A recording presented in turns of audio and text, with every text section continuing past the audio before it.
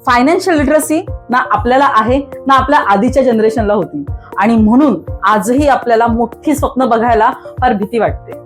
मग आपल्याला असंच वाटतं का की आपल्या मुलांनी सुद्धा मोठी स्वप्न पाहू नयेत? नाही ना.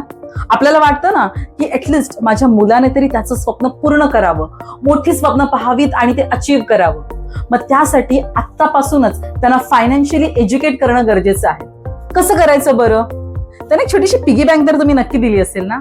मग त्या पिगी बँक मध्ये नुसते पैसे टाकायचे नाही. जेव्हा त्याच्या मित्राचा बर्थडे असेल, घरातील कोणत्या सदस्याचा बर्थडे असेल, तर त्या पिगी बँक मधून 10 रुपये काढायचे, त्याला दुकानात न्यायचं, त्याच्या आवडीची वस्तू घ्यायची आणि त्याला गिफ्ट करायला द्यायची.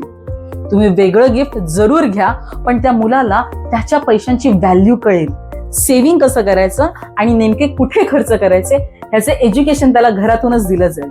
आणि तुमचे फायनान्शियल प्रॉब्लेम असतील ना, ते सुद्धा त्याच्यासमोर डिस्कस करा.